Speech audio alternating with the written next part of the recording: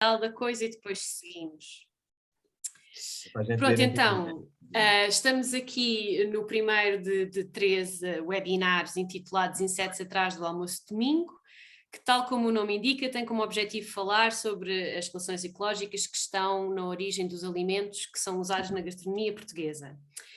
Estes webinars decorrem no âmbito do projeto Insetos atrás do prato, que é um projeto do TAGIS, Centro de Conservação das Borboletas de Portugal, em parceria com a Caravana Agroecológica e o CE3C, que é o Centro de Ecologia, Evolução e Alterações Ambientais da FCU, que é a Faculdade de Ciências da Universidade de Lisboa, e financiado pelo Fundo Ambiental. Hoje estamos aqui reunidos para falar do almoço de Natal, que é capaz de ser o meu almoço favorito do ano inteiro, com 4 convidados.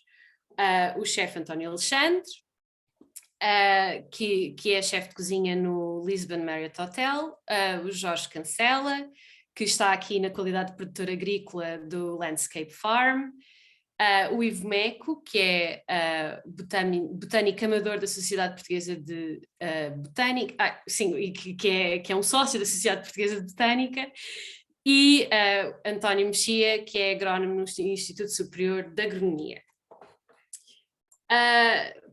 E para começar, queria então relembrar que isto tudo começou há umas semanas atrás com um inquérito que foi lançado pelo TAGIS com um conjunto de opções de emendas para o almoço de domingo de Natal, que foram propostas pelo chefe António Alexandre e que foram a votação estiveram nas redes sociais, as pessoas votaram e os resultados eu tenho aqui, vou partilhar também. Porque é que isto está a aparecer aqui? Agora já posso partilhar. E aqui estão, espero que consigam ver. Estão a ver o meu ecrã? Sim, sim. As opções, as votações, pronto, excelente. E então, temos aqui como entrada, o grande vencedor foi o queijo de cabra gratinado com mel, nozes e tomilho, servido com tostas de pão de alfarroba, pão de trigo ou de centeio. O prato principal eleito foi a roupa velha de bacalhau da Consoada, com broa de milho esfarelada, ovos cozidos e os legumes de véspera com salsa ou coentros, e eu acho que por agora já estamos a começar a salivar, mas eu vou continuar a descrever o resto. Tudo isto será acompanhado por o grande vencedor que foi o vinho tinto branco ou verde. Não, as outras opções foram praticamente dizimadas, e a sobremesa, que é o carpaccio de laranjas, mel, canela e hortelã, com bolachinhas de chocolate e biscoitos.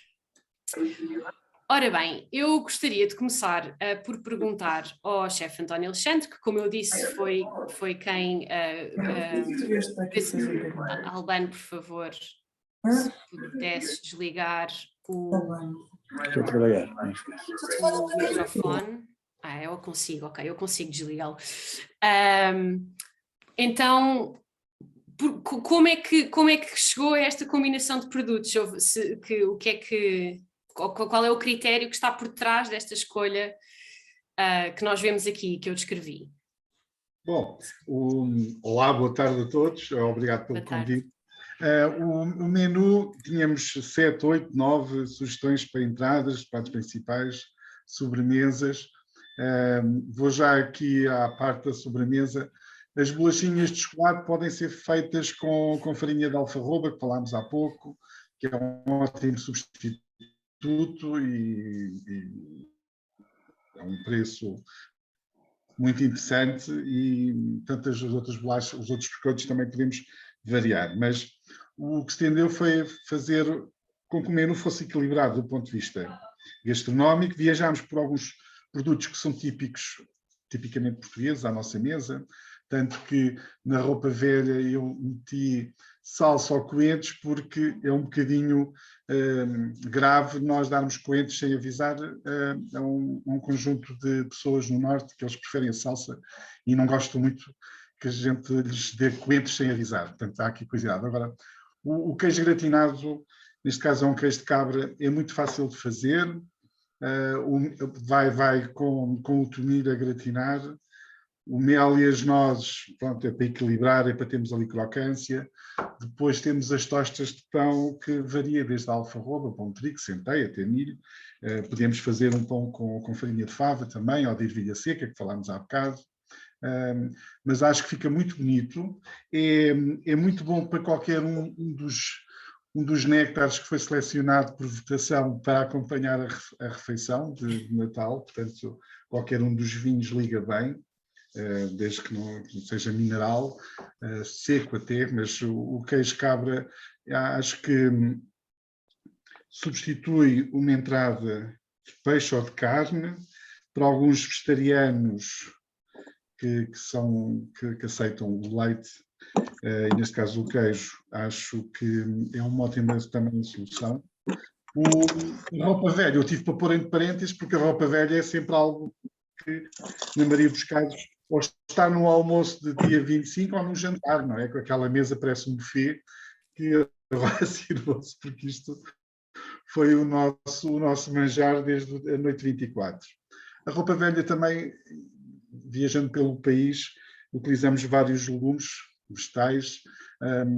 O bacalhau é aquele produto que dá para fazer com 1000 receitas. Eu entendo, a roupa velha para mim é quase tão boa como um bacalhau gratinado, como um bacalhau lascado com broa, como um bacalhau à gomes, como um bacalhau à brás. É um prato que eu gosto de comer, que tem muitos sabores, tem várias texturas e quase toda a família gosta.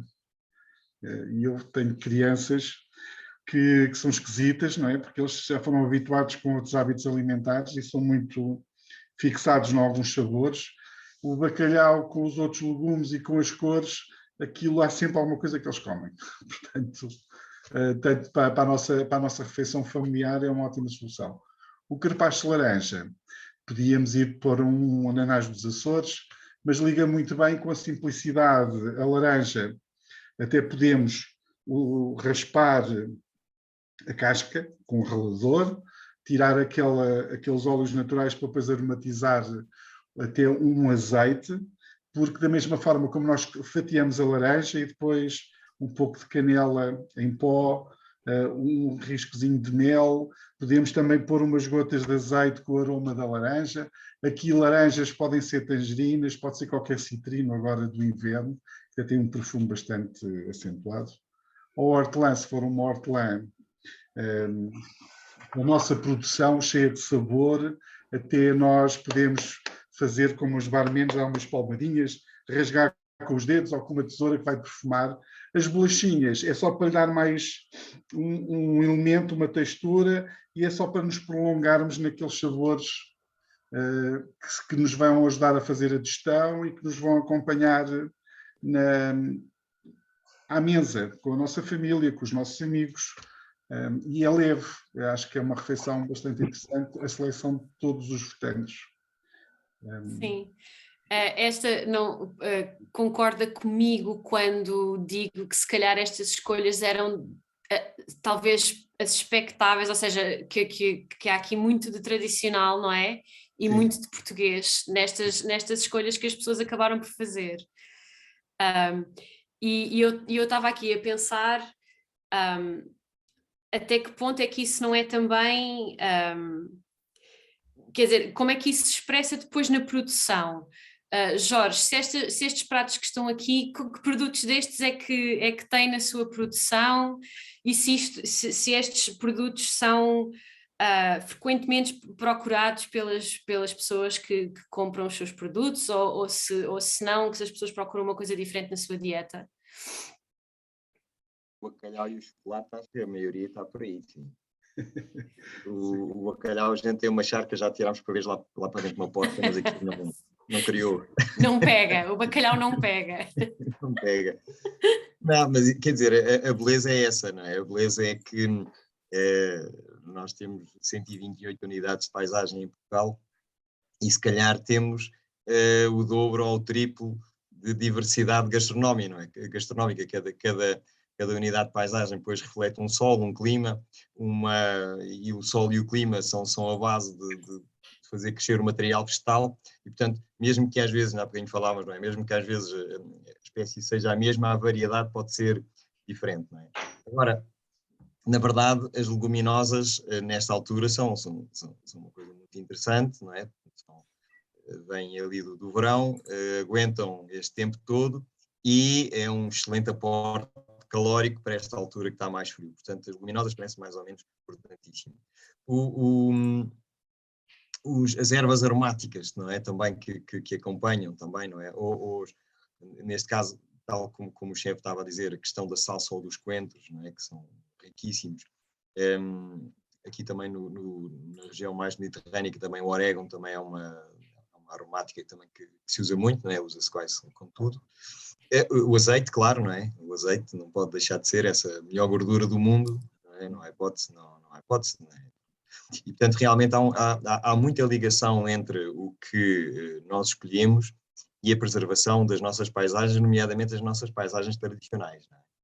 Isso é uma ligação direta e ainda bem que foi um menu que permite ter uma ligação muito grande a este, como digo, tirando o bacalhau e o chocolate,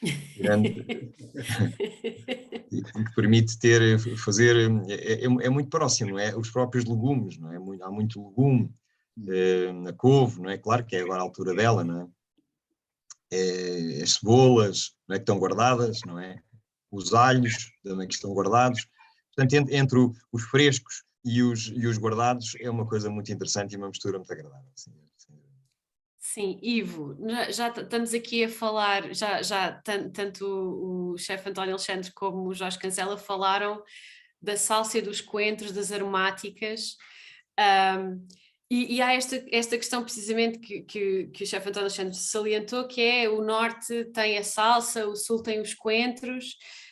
O que é que nos podes dizer sobre esta coisa das aromáticas e se calhar a distribuição no nosso país, esta ligação com as nossas escolhas também gastronómicas? Então, nós aqui com este menu que é proposto, para já temos uma diversidade brutal de famílias de plantas que temos aqui, que é muito interessante. Temos produtos feitos com as tráceas, se formos só pelo mel, então é tudo o que as abelhas possam estar a recolher de néctar de várias plantas que nós tenhamos no campo, vão estar representadas. Vamos ter umbelíferas também, o caso da salsa e dos coentros, umbelíferas ou as apiáceas, como são chamadas. Temos o trigo e também com as gramíneas. Portanto, temos aqui uma grande diversidade e um pouco rebuscando aquilo que estivemos a falar há pouco. É muito cultural, na verdade, esta alimentação é uma coisa que nos liga, não é? A todas as culturas ao mundo. O comer, de facto, é uma coisa que é diária e é fisiológica e é fundamental para a nossa sobrevivência. E, de facto, é muito interessante porque os nossos gostos, o nosso palato é também educado com aquilo que nós temos disponível. Portanto, estas diferenças, eu acho muito interessante estas diferenças. Mesmo os espanhóis também não gostam muito dos coentros, acho eu. É uma coisa que são mais salseiros do que para os coentros. Eu acho muito interessante esta cultura quase dentro do próprio país, a cultura dos sabores que nós possamos desenvolver com as plantas. Em relação às aromáticas, de facto, todas as plantas que nós utilizamos de forma comum, os alecrins, a sálvia, os orégãos, fazem todos parte da mesma família. Temos a família das lamiáceas, ou das labiadas, como eram chamadas antigamente, e que são plantas muito características aqui deste nosso clima mediterrâneo, com esta produção de óleos, também como quase uma adaptação aos nossos verões mais quentes, em que estes óleos essenciais são produzidos nas folhas para se protegerem acerca da desidratação.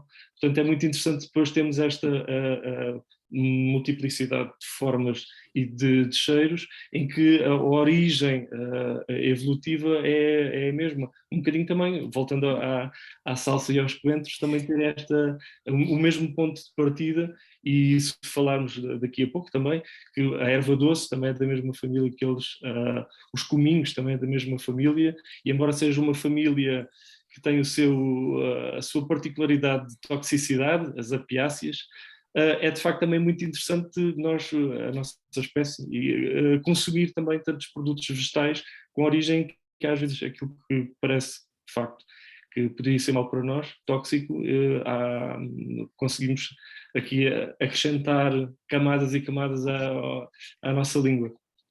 Sim. Professor António Mexia, pegando nesta ideia das ervas aromáticas, que eu sei que elas têm um papel bastante importante no contexto agrícola também, não é? E na relação com os insetos. E, portanto, os insetos que são importantes como polinizadores também têm, portanto, têm esta parte benéfica, não é? Este papel benéfico nas culturas. Também existem os outros insetos que são pragas de cultura e, portanto, têm um efeito nefasto. E as aromáticas, no meio deste contexto, também têm um papel importante, não é? Sim, Leonor, muito obrigado. Primeiro que tudo, olá a todos, muito obrigado pelo convite para estar aqui convosco hoje. E pegando, antes de me dirigir diretamente à questão que me colocou, eu iria retomar a intervenção do chefe António Alexandre e um pouco também do Jorge e sobretudo do Ivo, agora que me antecedeu, sobre esta história dos do Norte gostarem mais da salsa e mais dos coentros, porque se nós olharmos para a designação em francês percebemos melhor, porque se é o persil arabique, quer dizer, é a salsa e a salsa árabe. Ora, isto tem muito a ver com o nosso sul e com o nosso norte. O nosso norte é celta e o nosso sul é berber. E isso justifica logo que uns gostem mais de uma salsa e outros mais da salsa árabe. Portanto, por outro lado também, e isso é muito interessante, o menu escolhido foi com base na roupa velha, e nós não quisemos comer carne neste almoço de Natal do dia 25, onde iríamos se calhar comer o peru, não é? Estaríamos todos à espera, mas não apareceu, o borrego. E o que é verdade é que o Peru, como introdução das conquistas do Novo Mundo, veio de alguma maneira entrar pelas burguesias urbanas e pelos terratenentes e depois entrar com os outros, mas os que já cá estavam e que não tinham mais do que, sobretudo os do Sul, comiam borrego. Os do Norte comiam bacalhau por questões religiosas, por causa do Advento, porque o Advento termina no dia 24 e digamos, a penitência e a necessidade de reflexão sobre a natividade de alguma maneira impureza religiosa impedia-nos ou levava-nos a que não devêssemos comer carne. E o que é que sobrava? Sobrava o bacalhau, que era o peixe macho. Mas o que não quer dizer que outros, sobretudo aqueles que por algum motivo tinham chegado à religião mais tarde ou tinham tido outras, não comessem outras coisas, nomeadamente o borrego e se calhar com coentros, não é? E que tem a ver muito com esta nossa história. Para além do que disse o Jorge, das paisagens, do sol e do clima, tem também os povos e a nossa mistura de povos. Caminhando agora para a sua questão, sim, claro que sim, até porque, como o Ivo já falou, e bem, estes óleos essenciais que muitas destas plantas produzem-nos para fazer melhor gestão da água, produzem-nos para estarem mais protegidas no ambiente onde estão a crescer, e também muito protegidas do ataque dos insetos, porque estes óleos essenciais, muitos deles têm atividade inseticida, e que nós estamos agora a explorar e a utilizar como atividade fungicida para se defenderem das plantas e do meio onde elas estão. E aí também, algumas destas plantas são interessantíssimas, as umbelíferas, as apiáceas, de que o Ivo já falou tanto. Estamos agora a repescá-las, por exemplo, e o Jorge se calhar faz isso, em âmbitos da agricultura biológica, em que nós queremos pôr as plantas a proteger umas às outras, fazemos canteiros das plantas mais sensíveis, com bordaduras de plantas mais resistentes que têm a ação de proteger as irmãs ou as vizinhas. E o que é que nós fazemos com as bordaduras? Justamente astráceas, portanto, compostas, pomos apiáceas, pomos exatamente estas plantas que acumulam imensos óleos essenciais. E é muito interessante ver como as coisas estão ligadas. E depois, como o chefe mostrou, como elas também podem estar ligadas na nossa mesa, quer dizer, as plantas estão ligadas na natureza, complementam-se na natureza, protegem dos insetos. Agora, há sempre alguns, e depois chegam à mesa juntos, era aquilo que eu queria dizer. Agora, há sempre alguns insetos que conseguem contornar estas barreiras, têm capacidade de livrar, de verem livres destes venenos que as plantas produzem, destes compostos secundários que produzem basicamente para se proteger, e terem com elas uma relação de uma enorme fitofagia. Portanto, plantas, normalmente estas plantas que têm uma grande riqueza de óleos essenciais não têm um grande conjunto de insetos que se alimentem sobre elas, mas aqueles que são capazes de o fazer podem ter uma ação de grandes populações com uma ação muito nefasta. Por outro lado, ainda também é interessante que muitas destas plantas e estes compostos são utilizados por outros organismos e por outros insetos ao longo da cadeia trófica para localizar sítios onde possa haver pragas. E, portanto, tem, digamos, uma sinalética a dizer aqui pode haver comida. E por outro lado, alguns destes insetos úteis que ajudam a manter as populações de pragas mais baixas só o fazem em algumas fases da sua vida, por exemplo, quando são jovens, quando ainda não são adultos, na fase larvar. E na fase adulta, por exemplo, comem néctares ou comem líquidos açucarados ou moladas destas outras plantas e são atraídos também para estas plantas pela sua capacidade alimentar. E é aí que as umbelíferas, mais uma vez, as apiáceas, são extraordinárias, porque atraem uma comunidade gigantesca de insetos auxiliares. O senhor pode dar alguns exemplos? Sim, por exemplo, nos sirfídeos. Os sirfídeos são e na fase adulta, nós temos em Portugal 64 espécies de sirfídeos, dos quais 28 são extremamente úteis, são fidófagos, comem os piolhos das plantas, mas é só na fase larvar.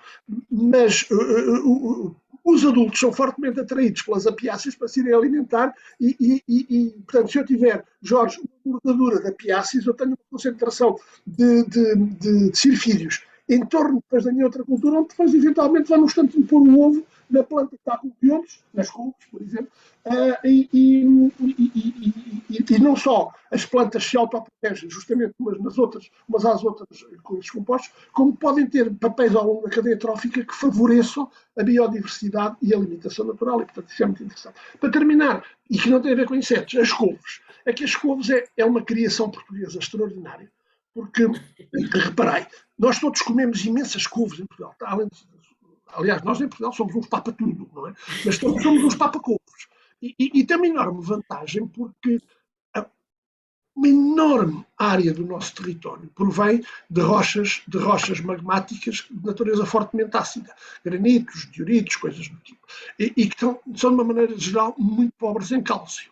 Ora, se nós repararmos, as populações das montanhas não têm particularmente carências de cálcio muito mais que os outros.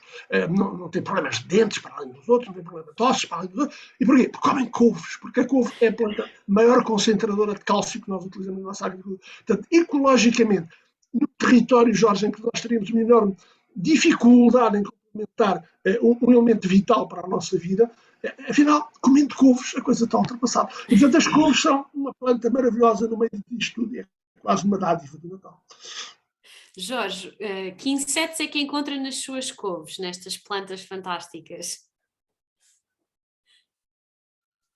O microfone.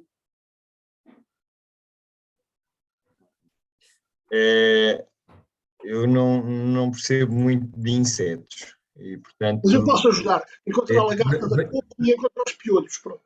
Sim, e há umas borboletas brancas. Isso é a lagarta da couve. Há umas borboletas, não há muita, mas há umas borboletas, às vezes há mais. Há umas meio azuis, mas acho que não vão muito às couves. Depois há qualquer coisa que às vezes come assim as folhas de fora, deixadas assim um bocado ratadas, mas isso não consigo bem ver o que é. Normalmente com os percevejos vermelhos, Jorge. Ok, boa. O professor, você tem que ficar a dar uma vista de olhos aqui. Mas quer dizer, assim especificamente das couves, acho que é isto. Então, e em geral? Em geral. Joaninhas há? Joaninhas há, pois. Joaninhas há, claro. Que têm um papel muito importante, não é, professor António? O papel das joaninhas. Vamos lá ver, sobre as joaninhas. As joaninhas é se calhar o nosso imaginário, o inseto útil por excelência, não é? Portanto, porque é um predador muitíssimo eficaz. Todos nós brincamos na nossa infância com a Joaninha das Sete Pintas e temos aquelas cantilenas do cancioneiro tradicional português da Joaninha Voa Voa. Por algum motivo é sempre para Lisboa, que é uma coisa estranha, mas quando elas não fariam falta. Mas depois generalizamos e achamos Joaninhas são todos insetos úteis. E são. E tudo aquilo que obviamente nós achamos que são joaninhas, mas depois há um enorme conjunto de joaninhas que nós temos alguma dificuldade em reconhecer como joaninhas. Outras famílias que não são, obviamente, assim com tantas pintas ou não têm pintas de todo. Porque não quer dizer que não sejam insetos com pinta, mas não têm pintas.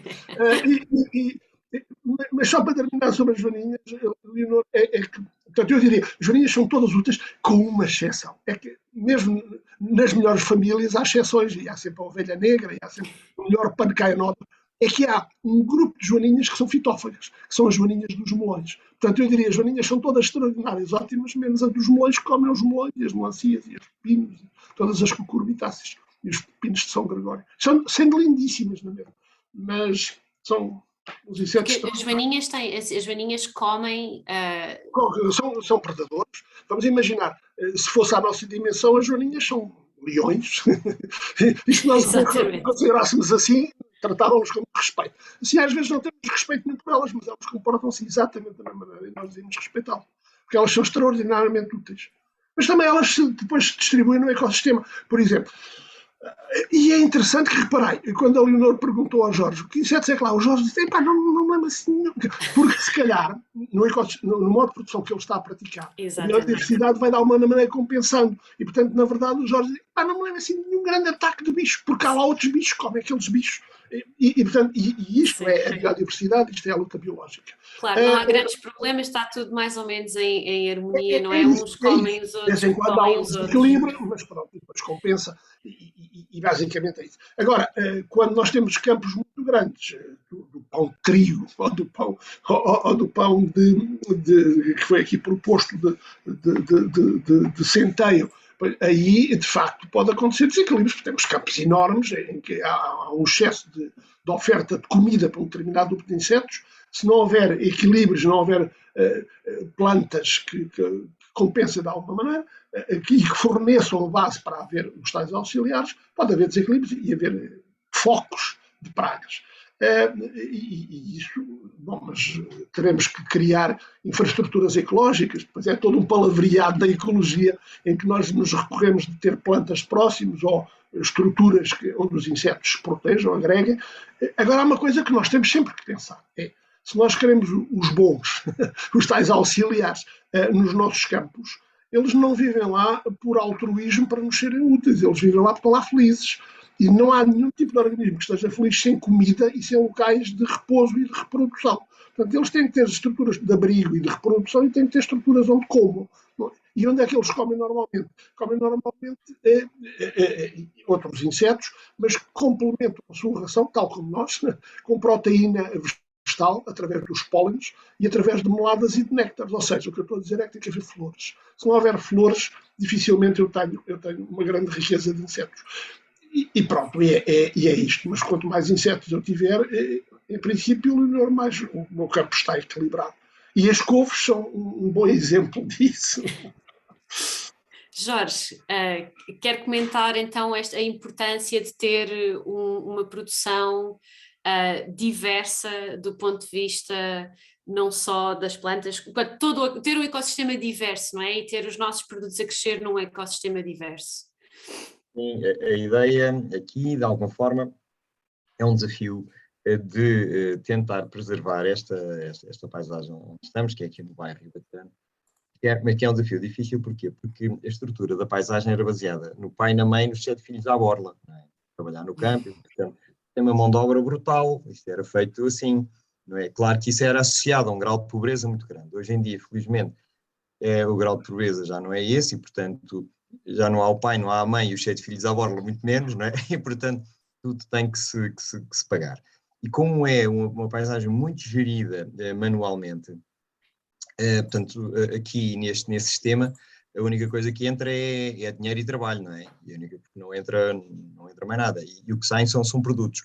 E então a montagem do sistema é a forma de tentar minimizar os inputs e maximizar os outputs. Portanto, e do meu ponto de vista, além de um ponto de vista, digamos assim, estético, plástico, que a mim me apraz muito, pronto, mas isso é um cada um, esta diversidade, por exemplo, uma encosta virada a norte que tem uma coisa, não é, que geralmente são os matos e as matas em regulação, em as encostas viradas a sul, que é onde está o olival e o figueiral, os cabeços, que é onde estão, também às vezes depende da espessura do sol, mas se ela é pouco também onde estão as figueiras ou as coisas onde se dão pior, ou às vezes as casas, próximo depois as vinhas, as amendoeiras, e depois nos vales, um vale sequeiro, onde estão as leguminosas, um vale de regadio, mas com poços, portanto sem furos, onde está aquela diversidade toda que o professor falava, e as sebes,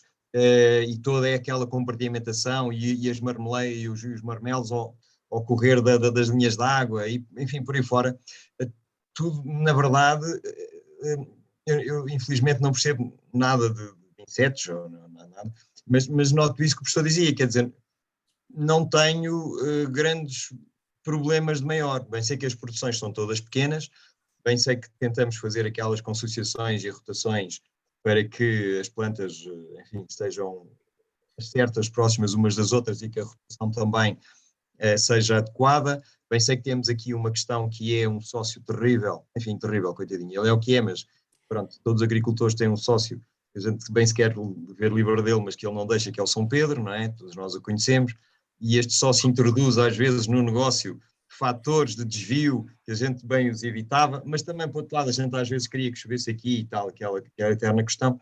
Portanto, isto é essencialmente eu sei lá, isto é mais parecido com a dança do que com a agricultura, não é? Isto quer dizer, há uma música que toca, que por acaso é o tempo e o clima, e a gente dança em função disso. Isto no sentido de tentar não ir contra, digamos assim, o clima, porque não temos também, enfim, dinheiro nem gosto disso, mas dançando com o clima, essa diversidade é essencial, porque nem todos os anos se dá bem a mesma coisa, não é? Já não vou falar no exemplo clássico, enfim, do olival e da safra e da contra-safra e tal, mas, por exemplo, há anos que tem fruta, mas mesmo na fruta não se pode dizer que tem fruta, ou tem damascos, ou tem diospíros, e depois há anos que tem mais pera, que tem mais maçã, portanto a diversidade também de um ponto de vista dessa, como é que se diz agora, dessa resiliência e dessa capacidade de irmos sobrevivendo ao longo do ano e ao longo dos anos, essa diversidade também nos dá sempre, se não há uma coisa, há outra. E, portanto, também, de certeza que é útil para o ecossistema, não tenha mais pequenas dúvidas, mas também de certeza que é útil para nós, porque temos uma grande sazonalidade, alimentamos-nos de coisas muito diferentes ao longo do tempo e até de ano para o ano. Portanto, há uma diversidade muito grande sobre isso. E do ponto de vista ecológico, a importância desta variedade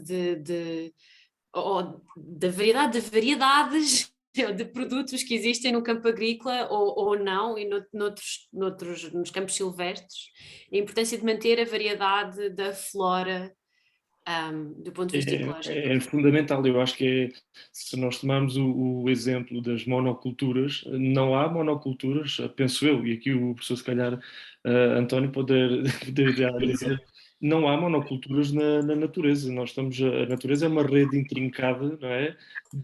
Com toda a biodiversidade possível, de variedades, seres, de reinos diferentes, portanto aquilo que deverá ser inteligente da nossa parte é tentar replicar ou aproximar ao máximo das nossas práticas de cultura, não é? De cultivo, tentar aproximar e possibilitar que haja as tais ratadelas à volta da folha, porque de facto, se há lá a ratadela, é permitir que o ecossistema natural esteja ali a patrocinar. Estava a pensar há bocado no caso das apiáceas, estava-me a lembrar do funcho, que é muito utilizado também com os caracóis. Eu acho que tem qualquer coisa com os caracóis, há ali qualquer coisa, se eu tiver alfaces e funchos, eles vão para o funcho, deixam a alface de lado, há ali qualquer coisa, uma paixão pelo funcho. E estava a pensar na borboleta, na cauda de andorinha, que é a Papilium macaon, em que costuma pôr ovos no funcho e na ruta.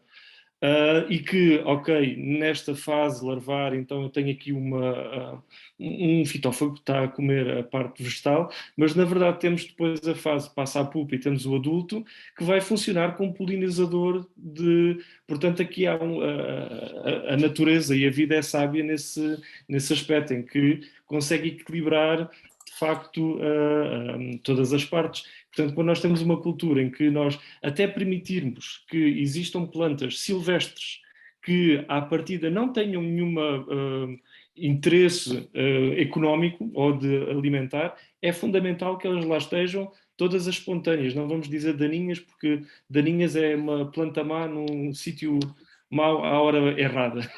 É deixar que elas lá existam. Pode ser um cardo, pode ser uma ortiga. E hoje em dia, o chefe... Hoje em dia também já utilizamos as ortigas para fazer uma série de coisas, portanto, é tentar descobrir, na verdade, dentro dessa biodiversidade, o melhor que poderá haver dessa sinergia, não é? Em que a soma, de facto, é muito maior ao valor total do que cada uma delas contabilizada por si só. Não é? Portanto, eu acho que as culturas hoje em dia tentarão caminhar para esse... E nós temos casos, não, cá em Portugal temos amendoeiras, oliveiras intensivas e que causam um impacto brutal em termos de paisagísticos e em termos de biodiversidade, porque às vezes nós achamos que para ser grande é que tem que ser... Às vezes há plantas, coisas minúsculas, ou um líquen, que seja, que são coisas bastante pequenas, mas fazem parte da nossa riqueza, que é outra riqueza que é intrínseca do valor natural de um país e que se calhar às vezes é só numa mancha, que se calhar há lá uma rocha qualquer, um diorito, com uma concentração mais específica de umas plagioclasses quaisquer, em que aquilo se calhar é só um nicho de uma determinada planta, não é? Mas é nossa, não é? Tínhamos falado ali também, não sei se ainda vamos falar dele, do tomilho, não é? Que temos novamente aqui uma planta aromática que podemos utilizar para... e nós temos tomilho, e que é importante também as pessoas pensarem, no campo é que as coisas são boas, vamos apanhar. Podemos comprar tomilho, nós temos, por exemplo, espécies de tomilho abaixo do Tejo que são endémicas de Portugal, portanto é ter um orgulho gigante de termos pelo menos duas espécies de timos, o canforatus e o capitulatus, em que são espécies que só existem aqui nesta borda de Portugal, em que a especiação permitiu que se formassem essas espécies. Portanto, às vezes as pessoas também irem apanhar ao campo sem saber aquilo que estão a apanhar, às vezes também é, em termos florísticos, fazendo aqui a ressalva, já que estou em representação da Sociedade Portuguesa de Botânica, da lista vermelha das espécies, que saiu este ano também, portanto uma obra fundamental para os tempos que hão de vir, no sentido em que tomar atenção à nossa riqueza e aquilo que está em perigo, também em termos de florísticos, e para nós também. Exatamente, também. Essa lista ainda não saiu, Ivo. Essa lista saiu, há um livro, foi este ano, portanto é a Sim. lista vermelha das angiospérmicas. Ok, então pronto, deixamos aqui esse... Um minuto. Ok, vamos ver o livro em direto. Há esta obra, Uau. que é uma senhora obra, e aqui não estão representadas todas as espécies, é apenas um apanhado das espécies mais importantes. Aqui, esta é a forma física, existe em PDF, se forem ao site da Sociedade Portuguesa de Botânica, podem descarregar o PDF desta obra aqui, que tem imagens espetaculares de várias espécies, com indicação de qual é que é o nível de preocupação na nossa na análise da nossa flora, se está em perigo, pouco preocupante ou não, para se ter atenção. Portanto, é uma lista que está disponibilizada para toda a gente. Exato, e temos todos que tentar ter o máximo possível de consciência e acho eu pensar, quando fazemos escolhas, pensar nisto também, não é? Nestes processos, nestas relações ecológicas que estão por trás daquilo que nós comemos, que é uma das razões pelas quais estamos aqui. E eu queria perguntar ao chefe António Alexandre, enquanto consumidor, mas um consumidor com um papel especial, porque a indústria gastronómica tem este poder também de mudar um bocado os comportamentos das pessoas. e os seus comportamentos de consumo em particular, não é? Então, que preocupações é que o chefe tem no seu dia-a-dia quando escolhe, quando decide que emendas vai criar e onde comprar os produtos, esse tipo de atividades? É uma pergunta muito interessante. Nós, por efeito profissional, nós cada vez mais sugerimos os nossos clientes para, da mesma forma como a nossa família, quando vamos às compras, para consumirmos produto de preferência local ou da região, mas muito produto de época.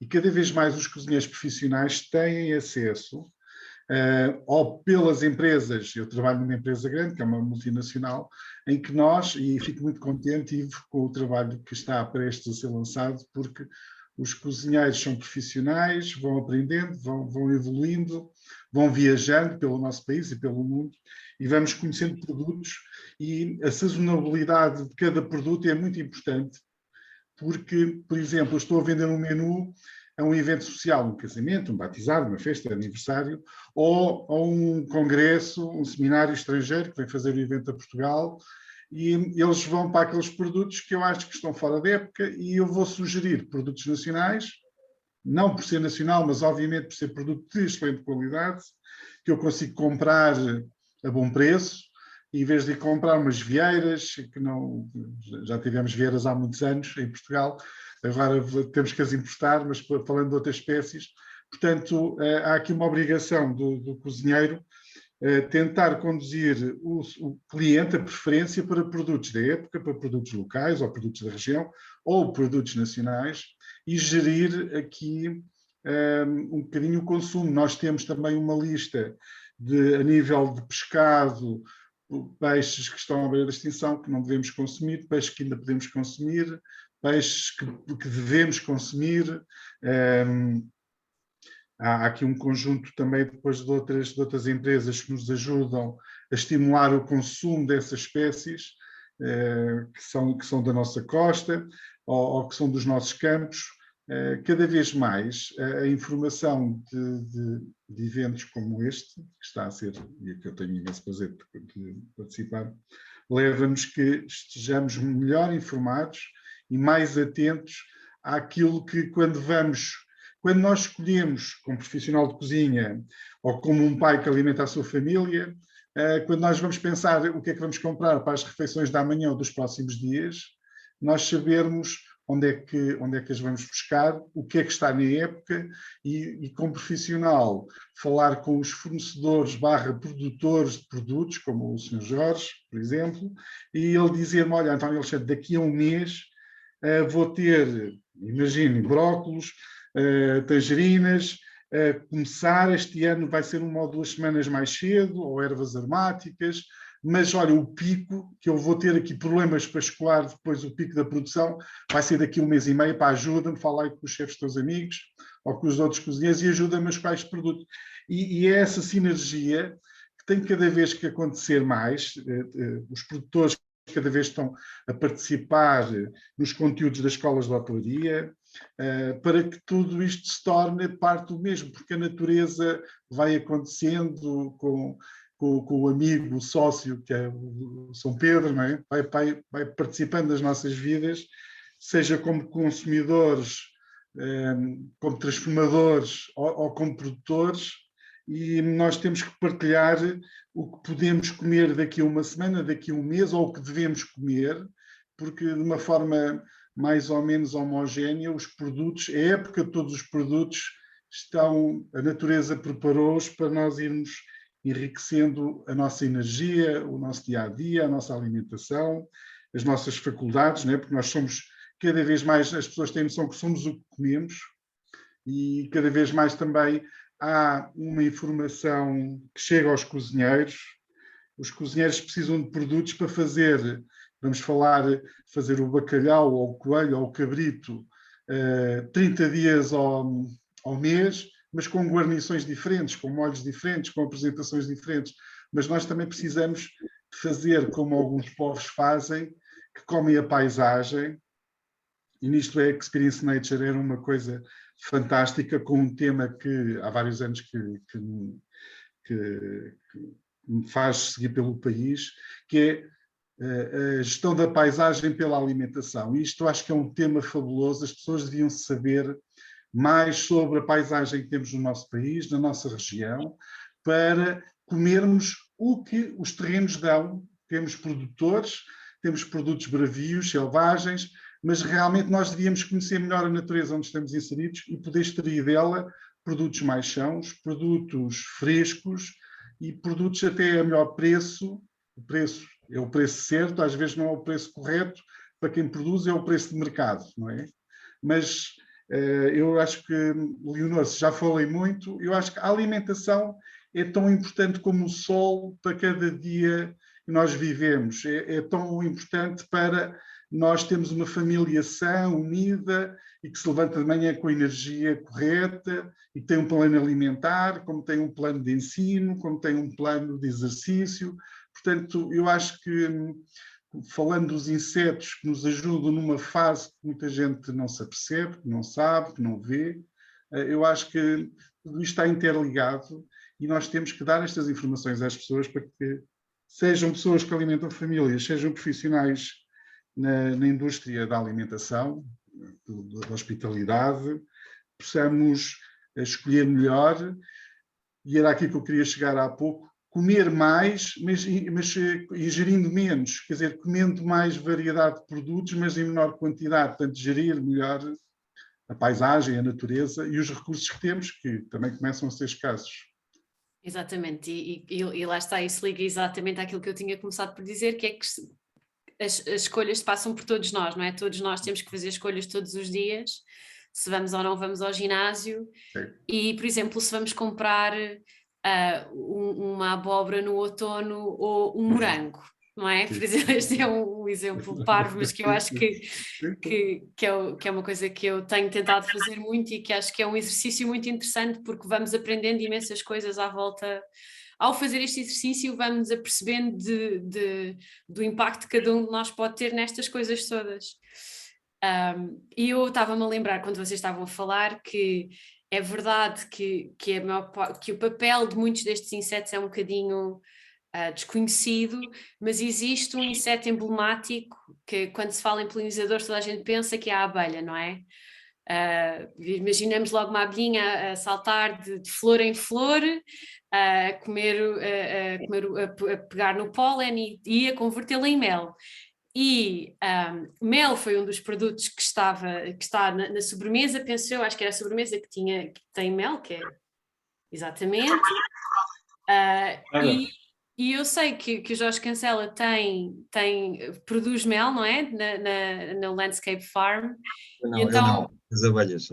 Pois, claro, certamente, exatamente. As abelhas produzem mel no Landscape Farm e gostava que nos contasse assim um bocadinho melhor como é que isso funciona aí. Sim, senhora. Então, eu tive um mestre que me ensinou um bocadinho a trabalhar com colmeias em cortiços e, portanto, ainda tenho para ali uma série de cortiços, embora aquilo seja bastante difícil para a gestão, e, portanto, também tenho as caixas. Estamos agora a tentar desenvolver um projeto que é de conciliar as coisas boas para as abelhas que os cortiços têm com as coisas boas para o apicultor que as caixas têm. E, portanto, a ver se conseguimos criar aí um sistema. Agora, realmente as abelhas é um mundo à parte, não é? Aliás, a gente não pode falar numa abelha, não só pode falar no sistema, na comunidade, na colmeia, e são claramente um dos grandes polinizadores que temos aqui e temos por gosto, porque também, obviamente, o mel é uma coisa doce, não é? O doce nunca amargou e tem muita... pronto, e faz bem a tudo. Basicamente, quase todos estes pequenos agricultores biológicos, se temos possibilidade, se temos área, se temos espaço, quase todos nós temos abelhas. Agora, a verdade é que eu vejo muitos outros polinizadores, uns que são os bombos, não é? Aqueles maiorzinhos que a gente conhece, mas além disso, eu às vezes, com esta facilidade do telemóvel, vejo muitos desses bichinhos a polinizar, e E embora eu não, como digo, não percebo muito de insetos, tenho muito mais fotografias de bichinhos polinizadores do que bichinhos na horta, não é? Na horta andam lá umas borboletas, realmente também anda essa, como é que é a cauda da andorinha, não é? Uma grande, bonita, azul, também é muito bonita essa. Não anda tanto na horta, anda assim mais nos matos e nessa zona dos fundos e tal. Mas há muitos polinizadores aí a passear. As abelhas, como sabem, têm um conjunto aí de problemas chatos. O último é a vespa asiática. Não é assim uma coisa muito agradável que a gente esteja a assistir. Aquilo está com uma progressão brutal. Ainda há 3 ou 4 anos eu nunca tinha visto uma vespa asiática e agora elas agora estão felizmente lá escondidas lá nos ninhos, mas até há um mês ou isso atrás há estas coisas dos novos ecossistemas e das novas, enfim, das novas pragas, não sei se pode chamar uma praga, a vespa asiática e tal, que realmente são coisas chatas. Mas sim, faz parte deste contexto. Os polinizadores são essenciais e há outros que a gente, por exemplo, vê menos, mas também que se não fossem eles aqui na nossa paisagem, e o que o chefe António Alexandre estava a dizer é essencial, é essa diversidade entre o que nós comemos e que está diretamente ligado ao nosso património paisagístico, que é também uma das chaves de outros patrimónios associados à visitação, ao turismo, à gastronomia, à cultura. Enfim, é um conjunto de elementos que nos fazem únicos, não é? Que nos fazem identitários, que nos fazem a diferença de sermos nós ou sermos uma fábrica. Eu às vezes costumo, desculpem lá, vou só dizer uma coisa. Às vezes costumo dizer que é assim, os Jerónimos estão cheios de pedra. Se a gente tivesse um buraco na rua em frente aos Jerónimos e se fosse preciso tapar o buraco, a gente pegava numa picareta, tirava ali um bocado do portal Manuelino, que aquilo ao fim e ao cabo é pedra. Não é? A gente britava ali um bocado do portal Manuelino, tapava o buraco, estava a coisa resolvida. Ora, não passa pela cabeça de ninguém pegar uma picareta e deitar abaixo um bocado dos Jerónimos para tapar um buraco na rua, uma coisa prática, não é? Portanto, nós atribuímos valor às coisas. O Mosteiro dos Jerónimos, mais ou menos, deve ter 500 anos, ou coisa por aí, não é? A nossa paisagem tem 5.000. Quer dizer, isto não é para comparar, não é? Claro que os Mosteiros dos Jerónimos é uma coisa brutal, mas a nossa paisagem tem leias de história, se calhar 10 vezes em relação ao Jerónimo.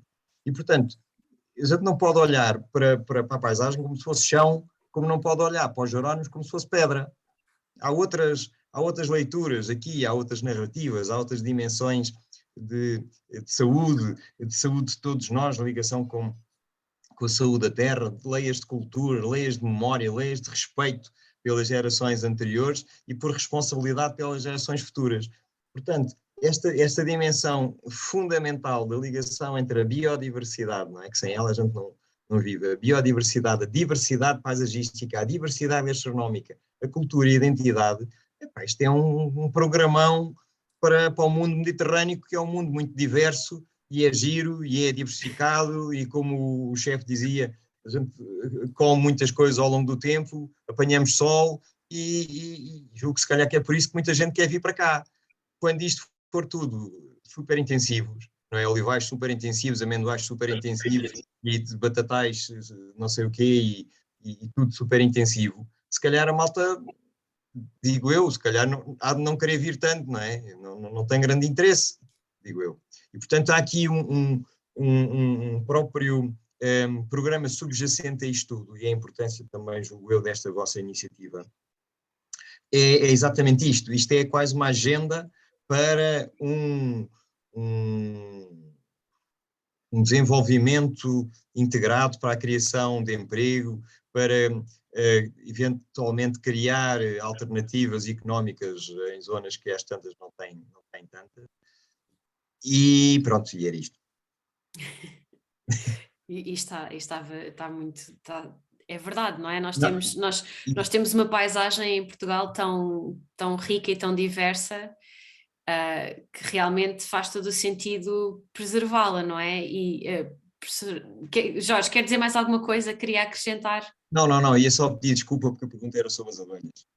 Então, mas isto é uma conversa que é para dizermos o que Acho que foi ótima a intervenção e aliás eu queria pegar então no que estava a dizer e pedir ao professor António Mexia então, também para comentar esta questão levantada pelo Jorge. Muito obrigado, Leonor. Depois a conversa está tão rica e tão interessante. Cada um de nós ficaria aqui horas a falar, mas eu vou tentar ser muito, muito sintético, pegando nas abelhas e pegando nos estilos e etc. Vocês já repararam, alguns concelhos portugueses têm na sua heráldica abelhas. Não são muitos, mas têm. O que quer dizer que as abelhas fazem parte da vida e da paisagem desses territórios há centenas de anos. Um deles é o redondo, por exemplo, por causa da Serra d'Ossa, quando a Serra d'Ossa não estava eucaliptizada. Mas hoje continua a ser produtora de mel. E o mel é, desse ponto de vista, algo que nos acompanha há muito tempo, porque o açúcar, o terrível açúcar, como nós hoje o encaramos, acompanha-nos não há muito tempo, desde o século XVI, como um bem riquíssimo, de altíssimo valor pela sua escassez, mas as pessoas adoçavam coisas, faziam bolos de mel, faziam pudins de mel, adoçavam com mel, e o mel tem esta enorme característica de ser metade glucose, metade frutose, o que quer dizer que tem tempos diferentes de absorção e de libertação de energia, muito mais interessantes para a nossa fisiologia do que a sacarose pura e dura, que dá um boost, dá uma energia e depois temos que comer outra vez um bolinho a seguir. E isso é produção, das abelhas, e nós sempre encaramos a apicultura como uma atividade tradicional de alguns territórios para a produção de mel, e reparai que os doces conventuais são quase todos com mel e ovos, mel e noz, mel e frutos secos, porque eram os bens que havia facilmente acessíveis. Quer dizer, mesmo os conventos ricos consumiam menos açúcar, consumiam pouco açúcar, porque o açúcar é um produto de altíssimo valor acrescentado. Mas depois o açúcar vulgarizou-se de tal maneira, tornou-se banal, tornou-se uma commodity, do ponto de vista económico, é tão barato que nós hoje esquecemos que se colocarmos 8 gramas em cada xícara de café e tomarmos 5 café por dia, são 40 gramas de açúcar só no café. Ora, a Organização Mundial de Saúde diz que nós devemos comer mais de 20, quer dizer, só a tomar café nós já estamos a ficar completamente obesos, com o dobro do açúcar. Portanto, mas as abelhas depois têm mais coisas. Tinham cera, que era fundamental, hoje a gente esqueceu-se todos da cera. No Natal é curioso voltarmos a fazer velas de cera de abelha para representar, para fazer presépios, e isso é outro. Tem o próprio, enfim, tem uma quantidade de coisas. Mas até parece que as abelhas são só isso. Não, o Jorge já o disse, as abelhas são sobretudo polinização. São sobretudo insetos sociais que têm atividades polinizadoras na recolha dos elementos base para a sua alimentação. E nós achamos que polinização são abelhas. E o Jorge também já o disse. Atenção, abelhas são polinização. Achamos que sem abelhas não há mundo. Mas, porventura, nos nossos ecossistemas, se calhar os melhores polinizadores nem sequer são as abelhas. São as outras abelhas selvagens, são as abelhas solitárias, são outros insetos que não são as abelhas, e noutras regiões do mundo, nas regiões tropicais, nem sequer são outros insetos. Um exemplo agora para metermos aqui as nossas ilhas, as nossas regiões autonómicas, a Ilha da Madeira, a produção da nona. A nona tem que ser polinizada por insetos, mas nem sequer são apiáceas, nem sequer são abelhas. São outros insetos, nomeadamente são tripes. E, portanto, há muitas dessas borboletas, Jorge, são polinizadores. E até, se calhar, uma das flores mais bonitas, que não é uma flor, é uma inflorescência, é um conjunto de flores, que nós achamos tão estranha, da família das bananas, das bananeiras, tanto uma planta tropical, a estrelícia, que é uma musácea, é polinizada na natureza por morcegos. E, portanto, quer dizer, este conceito de polinizador é tão mais vasto do que as abelhas.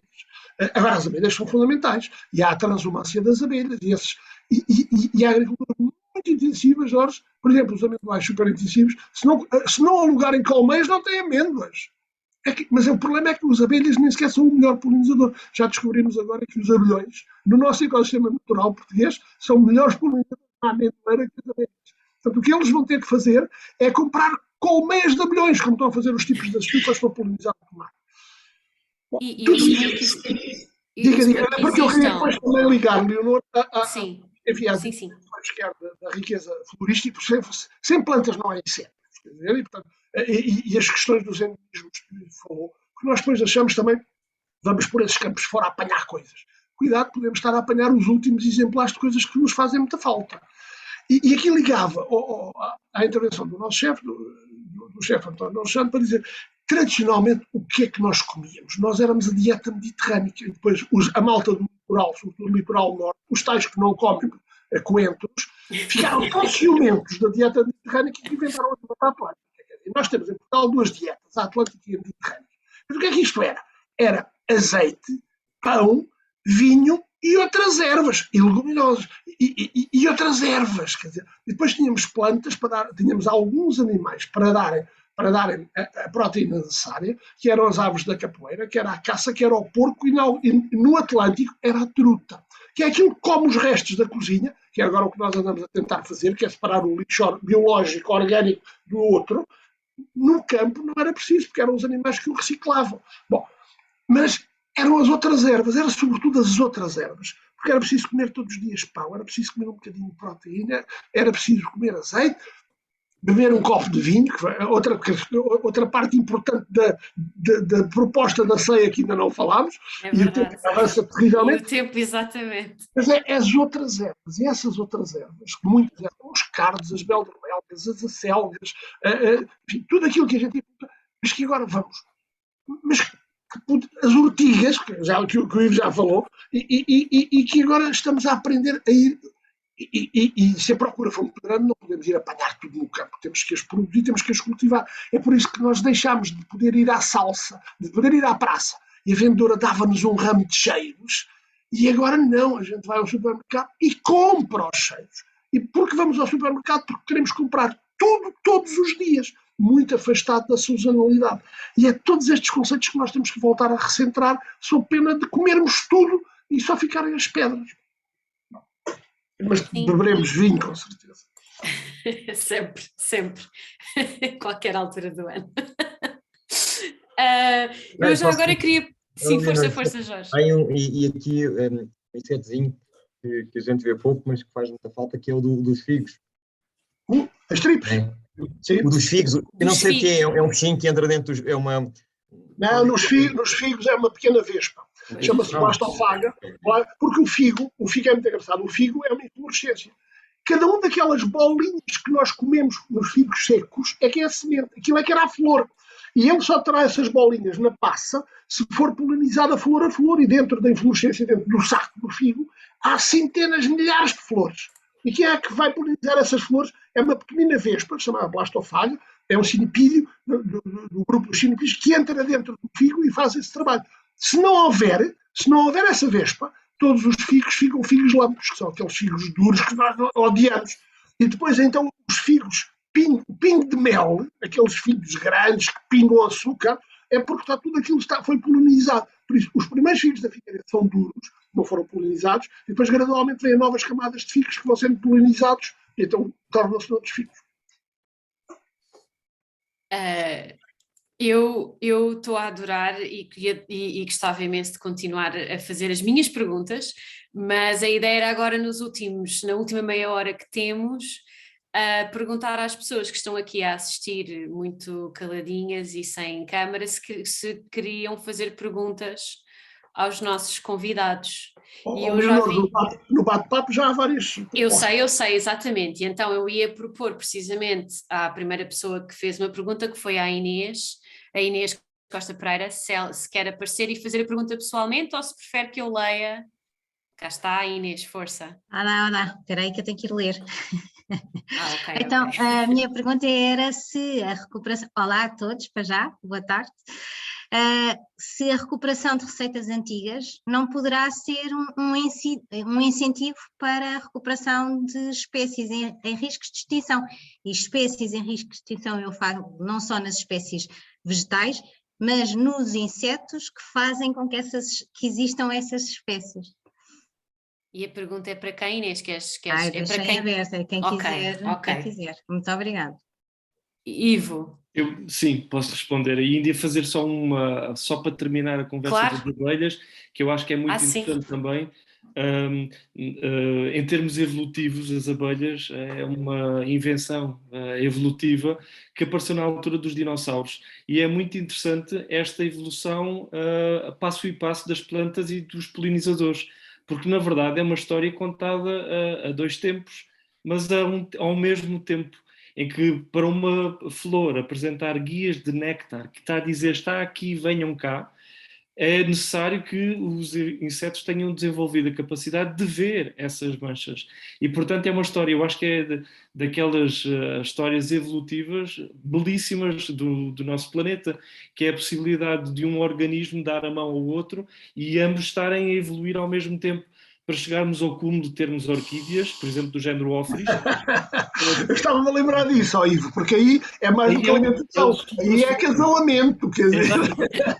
Da evolução, em que a flor imita o cheiro, a forma, os pelos de uma abelha para poder ser polinizada. Portanto, é o requinte da evolução poder chegarmos a este passo aqui e de facto, se continuar esta evolução que as flores trouxeram, os insetos, e os insetos puderam polinizar, é também pensarmos que quando um deles desaparecer, o outro estará com esse problema também.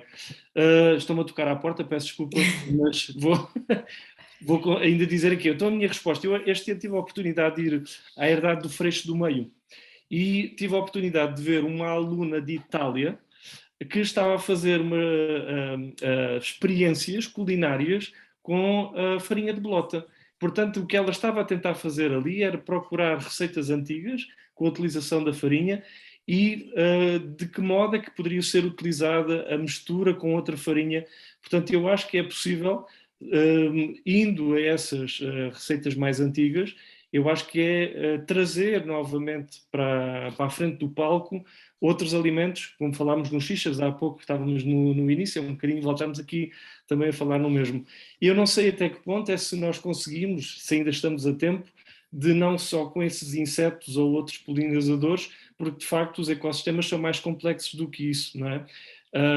Portanto, se nós começarmos a tomar, eu acho que aqui é um bocadinho também, ali, como o Jorge falava, é um bocadinho de estratégia.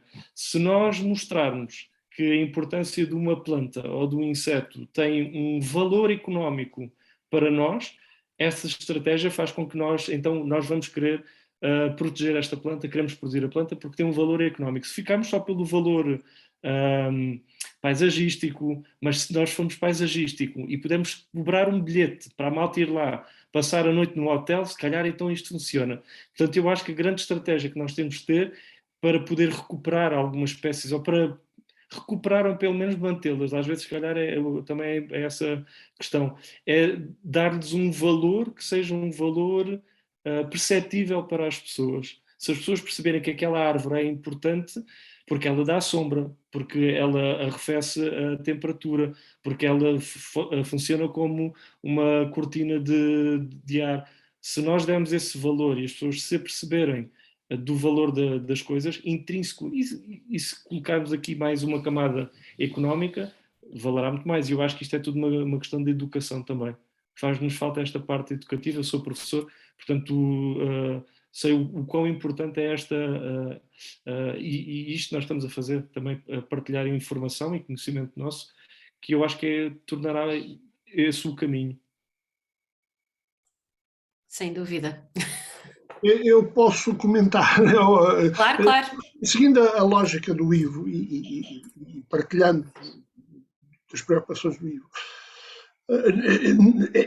eu percebo o que a Inês está a perguntar, mas nós temos também questões depois comportamentais, na sequência exatamente do que o Ivo estava a dizer, que temos que abordar diretamente. Por exemplo, é que toda esta alimentação das espécies antigas eram baseadas numa alimentação de uma extrema pobreza e de uma enorme dificuldade e de uma vida extraordinariamente difícil, como o Jorge já mencionou há pouco.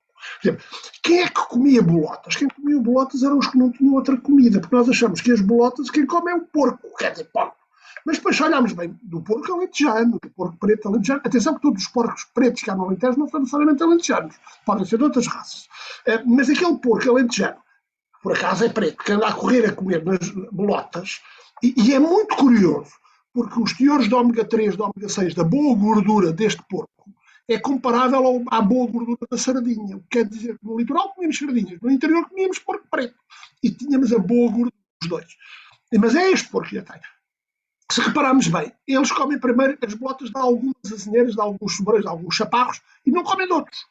porque há uma enorme variabilidade nos teores taninosos e nos teores de gordura e nos teores de compostos fenólicos, que faz com que as bolotas sejam muito mais amargas e muito mais difíceis de comer, e outras que sejam aquilo que os velhinhos ainda sabem, isto era um chaparro doce. Essas as pessoas apanhavam e comiam-nas, mas associávamos a pobreza.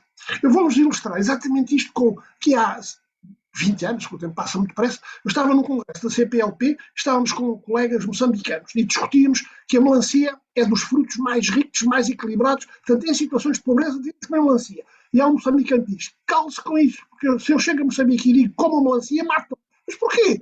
Porque no tempo da guerra, em que não havia comida, as pessoas só comiam melancia, e portanto agora querem comer outras coisas. Quer dizer, e portanto, estas questões culturais de associarmos a situações de grande debilidade têm que ser tratadas com muito cuidado, porque se nós formos lá pelo discurso, protetor da natureza e da bondade do argumento, as pessoas estão nas tintas, isso é só dificuldades.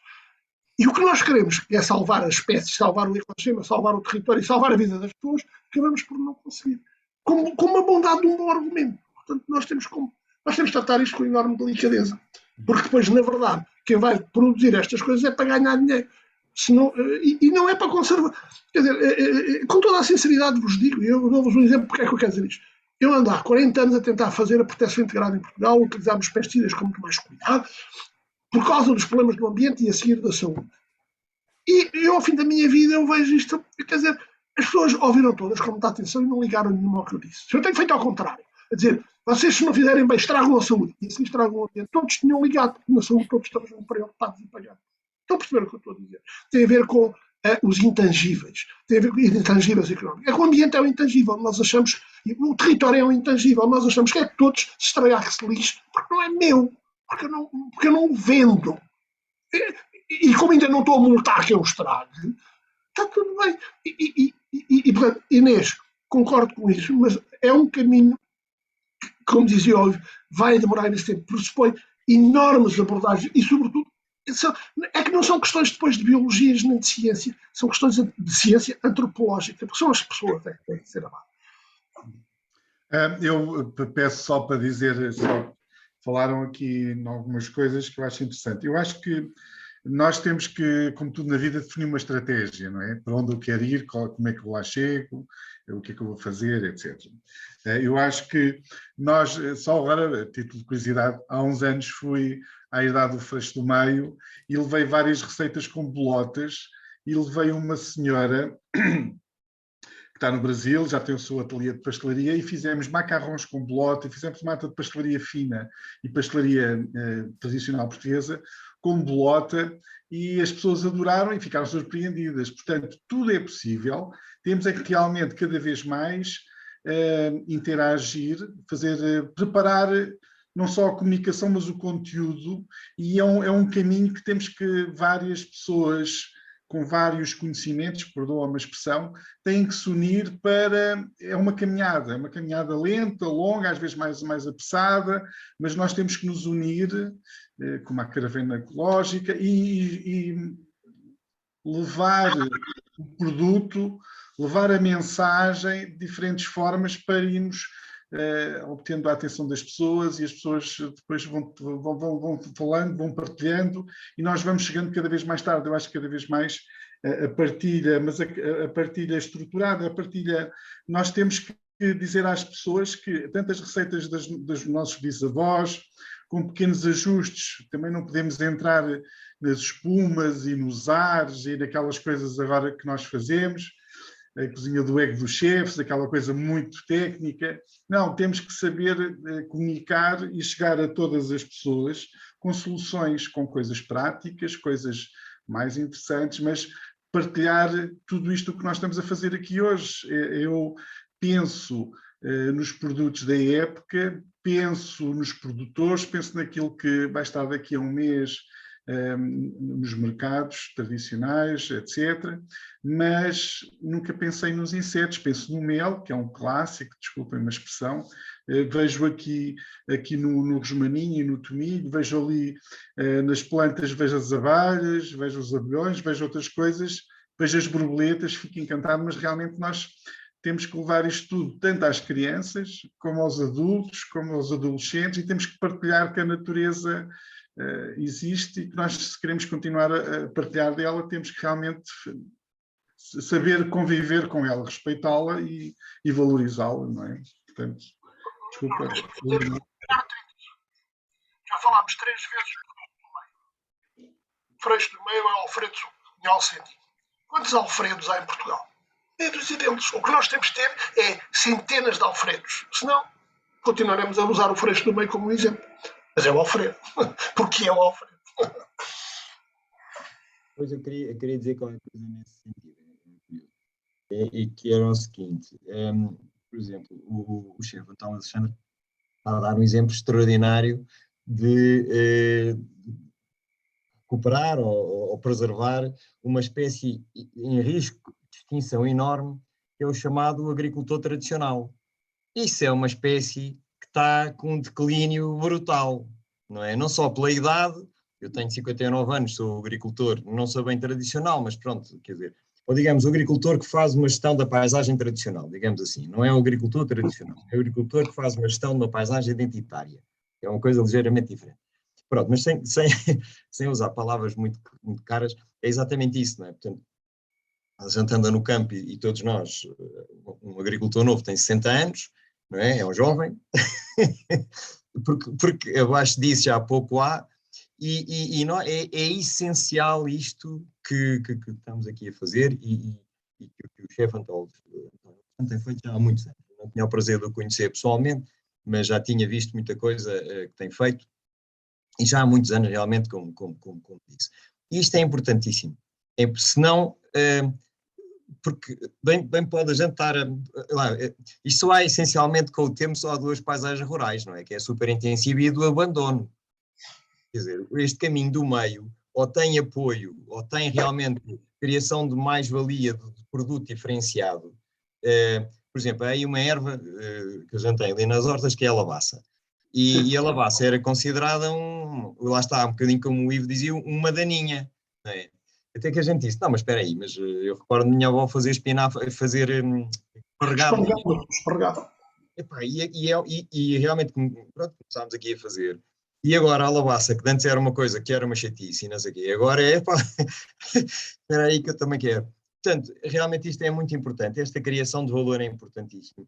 Eu julgo que das coisas mais importantes para a preservação da paisagem é realmente Alfredo Cunhados Sendins e Antónios Alexandres e Antónios Mexias e Ivos Mecos e isto tudo, e vocês, e caravanas agroecológicas, isto tudo, isto é que é essencial. Uma dica para o nosso chefe, as labaças eram também tradicionalmente comidas com feijão, no substituto de espinafres. Ainda cá, exatamente. Ou seja, espinafres eram labaças. Sopas de feijão com labaças eram maravilhosas. É exatamente isso. Pronto, era este contributinho. Obrigada. A Sara Magalhães também fez uma pergunta no chat. Sara, não sei se... Ora, está... Não estamos a ouvir, Sara, pô, tens que... Exatamente. Muito apresentável não estou. Estou de avental porque estou a cozinhar. Eu queria desde já agradecer esta horita e tal que nós passámos aqui, que eu gostei muito. Isto foi muito agradável. E tenho primeiro um pequeno comentário que vocês não referiram, mas que eu acho que é super importante, não é? Porque, Laura, a sério. Porque, portanto, o mel foi o manjar que foi eleito pelos deuses gregos como o melhor manjar de toda a terra, não é? Portanto, eles fizeram um banquete gigantesco e penso que eles não tinham problemas económicos. Portanto, aquilo foi tudo à grande e quem ganhou foi a abelha com o mel. Portanto, é preciso termos isso em consideração, não é? E a minha pergunta era para o chefe António Alexandre, mas eu estou a ver que todos podem comentar de qualquer maneira, era se não encontra alguma resistência da parte dos gestores dos hotéis ou dos restaurantes finos onde o António Alexandre cozinha, para, portanto, para haver uma parte maior do orçamento que vá para o produtor em detrimento de, portanto, que esta escolha de nós vamos comprar produtos que são mesmo bons e que são sustentáveis, mas pagamos mais por eles, ou vamos ali ao mini preço e compramos o que houver, que vem do Peru, mas é mais barato. E se encontrar alguma resistência a essa escolha, que é sua e própria da sua estratégia, mas que se calhar não é de outras pessoas. Obrigada. Eu vou desligar a câmara porque estou a cortar a cebola, está bem? Bom, há aqui, como tudo na vida, temos que ter uma gestão, não é?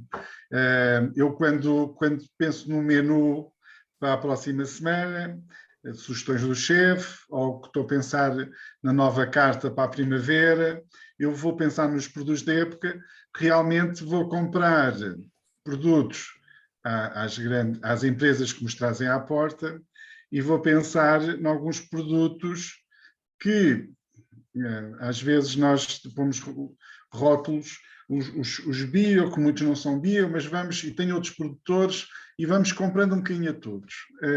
Quando eu ando a dar formação e consultorias e a viajar pelo país, conheço produtores pequenos pela dimensão da produção, que eu compro as coisas nos mercados ou compro às vezes em alguns eventos, e há o problema das faturas. Os restaurantes restaurantes e hotéis, a maioria, é uma opção, mas precisam de pagar impostos e precisam que o seu trabalho seja rentável, que é para eu poder lá estar a trabalhar e ter 2 ou 3 cozinheiros que me ajudam nas tarefas diárias. Portanto, quando o cliente pede um menu mais caro, temos que ir buscar aqueles produtos que muitas às vezes não são de origem em Portugal, na Península Ibérica, são produtos de outras regiões, mas, acima de tudo, não há resistência. Como é que eu posso dizer? Eu lembro-me de ir a alguns sítios em que ia com a patroa, quando eu comecei na Nazaré, em 1986, eu ia com a patroa à Praça da Nazaré, quando eu comecei como cozinheiro, escolher os produtos. Tive também patrões e patroas, uns iam logo de manhã cedo para comprar o melhor e outros iam no final da praça para comprar as coisas com outra gestão, não é? Porque era tudo importante. Portanto, falando, os produtos, sim, há cada vez mais cuidado de nós usarmos produtos que possam estar rotulados como sustentáveis, produtos de terra, produtos do pescado, há cada vez mais cuidado. Nós temos na cadeia média, onde eu trabalho, temos metas para comprar porque é sustentável. Se fosse 2020 e 2021 anos normais, uma das metas que eu tinha para este ano 2021 era 50% do pescado ser de origem sustentável. Nós aceitamos que pagamos mais caro, por um conjunto de regras de mercado, acima de tudo, mas também outros produtos vamos comprando de acordo com nós temos o food cost, o custo da comida, que é parte do preço de venda, com o IVA, etc. Portanto, nós temos que gerir bem, temos que fazer escolhas, às vezes, porque nós temos dificuldades de nos dirigirmos aos sítios onde tem os melhores produtos, ou de irmos ao Sr. Jorge Cancela, em vez dele vir a Lisboa, aos mercados, ele depois tem que fazer escolhas, porque ele está, se calhar, e eu vou falar por alto, peço desculpa, ou o senhor vai vender a Évora ou vai vender aqui a Lisboa, não é? Tem que fazer a sua escolha. Portanto, eu não posso ir a Évora, eu vou lá fazer um evento, ou vou fazer um fim de semana, ou vou de férias e vou, coincidentemente, passo num sítio onde o senhor tem os seus produtos, eu vou comprar, o senhor vai me dizer que eles são fantásticos, eu pelo odor, pelo sabor, pela textura, até pelo cheiro que vou ficar nos dedos, eu vou dizer, maravilha, não é? Mas pronto, cada vez mais os hotéis e os restaurantes habituam-se a comprar naquelas grandes superfícies, que nós sabemos que o produto é aquele que tem o nome e tem a forma, muitas das vezes o sabor, o aroma já não está lá, aquilo é um produto, pronto, não digo que é um híbrido, digo que é um produto que existe 12 meses ao ano naquele tamanho. Eu até posso dizer que tenho 500 pessoas e quero 500 berinjelas ou courgettes, para falar coisas que não são portuguesas, daquele tamanho, não é? Mas cada vez mais os hotéis têm.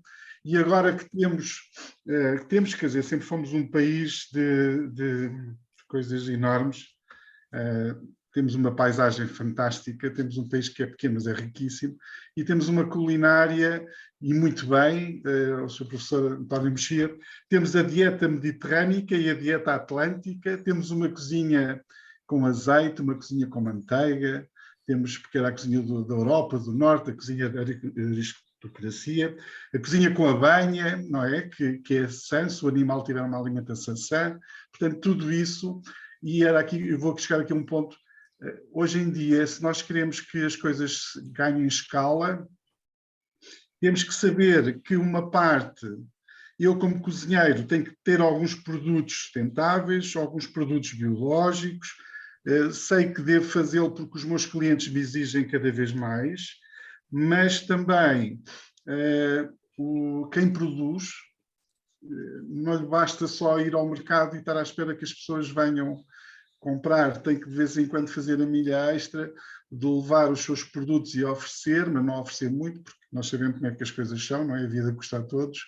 Levar alguns produtos para que os cozinheiros, os chefes, a dona Júlia, que cozinha no seu restaurante, que faz diárias, ou o chefe X ou Y, poderem fazer e dizer que aquele produto é daquela região. Tudo isto é interligado, mas eu tenho que gerir bem as minhas compras e gosto de ter variedade e diversidade e gosto de apoiar pessoas que hoje produziram e que daqui a 6 meses eles não pensem, eu se calhar não vou produzir para o ano porque este ano foi péssimo, gosto muito do que faço, mas não estou a gerir dinheiro para pagar as minhas despesas e para me motivar para continuar com estas tarefas, não é? E depois cada vez mais produtores, temos muitos produtores, pequenos, médios, que lutam todos os dias e que fazem escolhas e que tentam nos dar o melhor e que depois, se não houver um grupo de pessoas interessantes, interessadas nisto tudo e a partilhar, o produto estraga-se, não chega às nossas mesas e o que chega às nossas mesas é aquilo que é mais fácil, que é eu chegar ali à prateleira daquele supermercado e compro o que eu quiser, ao preço que eles querem, quando se calhar eu podia ir a outro sítio e até comer mais caro, se alguns produtos fossem de um certo regime de produção que origina um preço mais elevado, mas eu ter a noção que aquele produto é excelente e que eu posso ingerir menos quantidade e usufruir daquele produto. Eu não preciso comer 100 gramas de uma proteína vegetal, se eu posso comer 50 e eu posso, em vez de comprar 2 quilos, compro só 1 quilo ou compro 600 gramas e vou custar aquilo pequenino. Mais tarde podemos falar da cozinha saudável das coisas, ou seja, da diversidade, não é? Mas não... os produtos mais caros nem sempre são necessariamente os produtos mais sustentáveis. Isto é um problema. Não vou falar mais. Só se acharem que eu devo tocar aqui mais algum outro assunto. Mas é uma gestão, acima de tudo é uma gestão e eu gosto de envolver pessoas que os produtos têm uma mensagem e têm uma energia e têm um sentido. Não gosto de pedir a um grande distribuidor que me traz tudo às caixas ou às paletes e aquilo, se eu não tiver cuidado, aquilo já tem milhares de quilómetros e não, aquilo, pronto, não sabe, não cheira. Não transmite energia, o prato no final se pode estar bonito ou feio, mas o sabor não está lá. Esse é o problema. Obrigado. Obrigada. Dida, também colocaste uma pergunta? Força. Olá. Muito interessante o que o chefe acabou de dizer, mas eu estava aqui a pensar no meu jantar e pensar no queijo e gostaria de saber se me podiam dizer que tipo de plantas e insetos é que podem estar por trás de um produto tão nosso como é o queijo de cabra ou outro tipo de queijo. Não sei, talvez pergunta para o Ivo e para o professor António Mexia. Então, eu tinha preparado este aqui, que eu estava Uau! agora. Bem, eu acho que o primeiro ponto é, nós estamos a pensar já no queijo, todas as cabras tiveram que se alimentar de todas as plantas que encontraram. Portanto, logo de base, toda a carne que ela possa ter é produto que veio de erva, não é? Que veio de planta. Portanto, temos as plantas como produtores de um bife de borrego, de uma costeleta de borrego, é sempre a planta que lá está. No caso do queijo, então, que é muito conhecido, o queijo de cabra, que é a utilização do cardo para fazer a coagulação das proteínas do queijo. Então, o cardo que é utilizado é uma prima desta aqui. Esta está seca. Essa estava preparada. Eu acho que é mais interessante. É um dos problemas dos webinars, é nós não podemos estar ao pé, tocar e cheirar. Portanto, aqui pelo menos falar com... Então aqui é uma cínara, que é uma alcachofra, na verdade. São uns cardos, são as teráceas. Desta família nós também consumimos as alfaces, que fazem parte da mesma família, as lactucas, e esta família também, antigamente, agora são as asteráceas, antigamente eram chamadas compostas, porque tudo isto que parece uma grande flor, na verdade é um capítulo em que tem estas brácteas aqui que são super saborosas, também o chefe também saberá fazer, adoro o coração da alcachofra, é super bom. E portanto tem estas brácteas aqui à volta e na verdade o que está aqui no meio, que agora tem estes papilhos secos, estas coisinhas aqui rocheadas, que estão aqui, não sei se conseguem ver, portanto cada coisinha destas está aqui, na verdade isto é que é uma flor. E são estas flores aqui que têm umas substâncias que são as cardosinas, e as cardosinas ficam concentradas nisto. Portanto, é a partir, quando se utiliza o cardo, não se está a colocar esta estrutura toda, faz-se primeiro uma espécie de um chá a partir destas flores, e estas cardosinas são proteases, são enzimas que vão quebrar proteínas.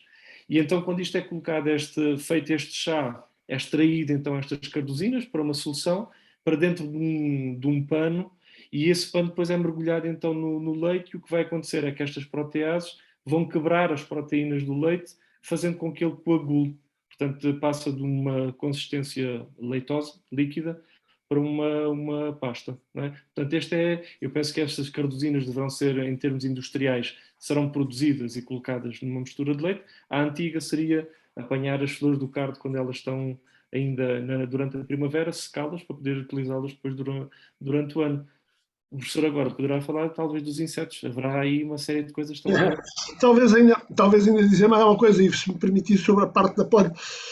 Porque depois o Ivo ligou isso às alfaces e a maior parte das pessoas vai perguntar assim, mas as alfaces dão flor? Porque nunca viram uma alface com flor, mas as alfaces dão flor. Porque as alfaces são plantas com um ciclo bianual. No primeiro ano fazem a roseta e no segundo emitiriam o escape floral com flores exatamente deste tipo, mais traço, uma composta. Bom, diga, Ivo.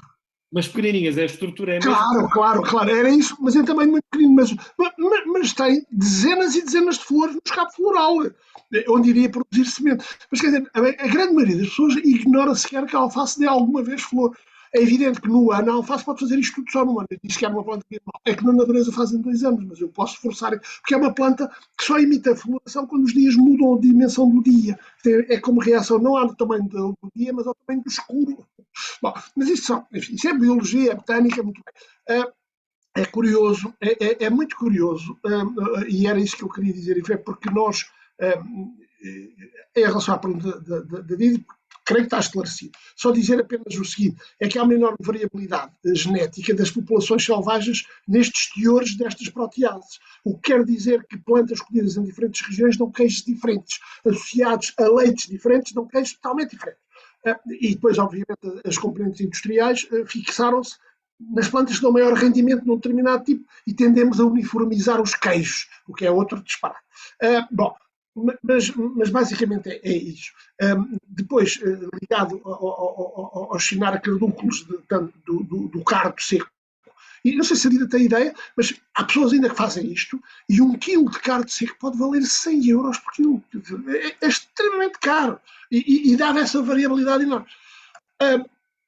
Mas a alcachofra é outro caso. E era só isto que eu queria dizer. É quando os europeus descobriram o ananás, não faziam mais pálida ideia o que era. A primeira coisa que lhe chamaram é uma planta que parece uma alcachofra. E como nós já falámos que o ananás poderia fazer parte do jantar de Natal, portanto era considerar este conceito antigo que o ananás afinal parece uma alcachofra, que não é. Mas foi a primeira coisa que nós decidimos chamar-lhe porque era a planta mais parecida que conhecíamos, que era o cardo do queijo. Em relação aos insetos, e o queijo é isto. Agora, um queijo velho ganha insetos. E, portanto, se o queijo tiver insetos, quer dizer que o queijo não é novo, quer dizer que já está muito envelhecido e quer dizer que o inseto, neste caso, não estará lá necessariamente a melhorá-lo, está a piorá-lo. Muito embora possam existir queijos velhos que com alguns insetos ganham o tal nicho de mercado e a tal importância gastronómica. Mas aqui, nesta história do queijo, o que é importante mesmo são as plantas e não os insetos. Já agora também posso acrescentar que eu acho que isto a botânica é um bocadinho assim, não é? Da mesma forma que existem as cardosinas no cardo, falando então no ananás, temos a bromelaína, que é precisamente a mesma coisa, que é utilizada muitas vezes para colocada em carne, não é? Porque também tem uma protease que vai amaciando e vai fazendo, quebrando as proteínas da carne, por isso muitas vezes... Por isso o ananás amacia a carne. Exatamente. E ainda mais estranho, às vezes na produção de carne, são injetadas nos organismos, nos animais ainda, para que a carne fique mais tenra.